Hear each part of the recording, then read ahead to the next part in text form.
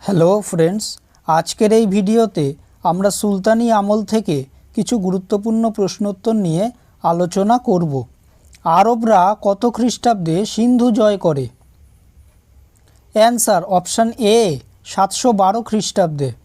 দিল্লি সুলতানি শাসনের প্রতিষ্ঠাতা কে? Answer option C Qutbuddin Aibak. তরাইনের দ্বিতীয় যুদ্ধ কত খ্রিস্টাব্দে হয়েছিল? অ্যান্সার অপশান বি 1192 খ্রিস্টাব্দে। দাস বংশ কে প্রতিষ্ঠা করেন? Answer option C Qutbuddin Aibak. কত সালে দিল্লির সুলতানি আমল আরম্ভ হয়েছিল? অ্যান্সার অপশান এ 1206 খ্রিস্টাব্দে। সুলতান মাহমুদের ভারত আক্রমণকালে কোন পর্যটক ভারতে আসেন?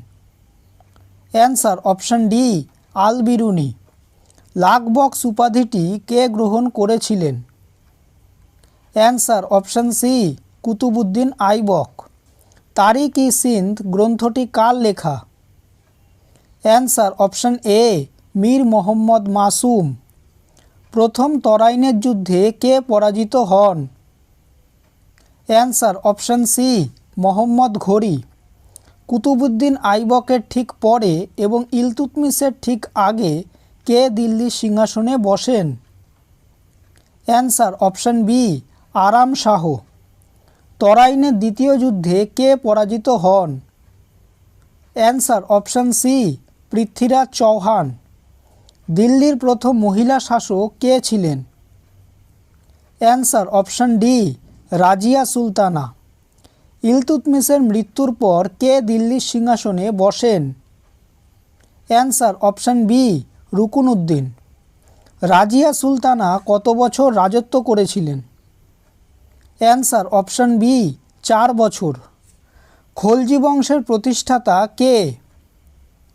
Answer option A Jalaluddin Firoz Khalji. Malik Kafur কে ছিলেন? অ্যান্সার অপশান বি আলাউদ্দিন খলজির সেনাপতি। দিল্লির কোন সুলতান প্রথম দাক্ষিণাত্য জয় করেন? Answer option A Alauddin Khalji. Kitabul Rehla গ্রন্থটি কার লেখা? Answer option D Ibn Battuta. হিন্দুস্থানের তোতা পাখি কাকে বলা হয়? Answer option B Amir Khusrau. Mohammad bin তুগলকের রাজত্বকালে কোন পর্যটক ভারতে আসেন? Answer option D Ibn Battuta. Amir খসরুর বিখ্যাত গ্রন্থের নাম কি? Answer option A Khazainul Futuha. কোন সুলতানকে খামখেয়ালি রাজা বলা হয়? Answer option B Mohammad bin Tughlaq. রাজার কোনো আত্মীয় নেই কথাটি দিল্লির কোন সুলতান বলেছিলেন? Answer option A Alauddin Khalji. Tughlaq বংশের প্রতিষ্ঠাতা কে? Answer option D Ghiyasuddin Tughlaq.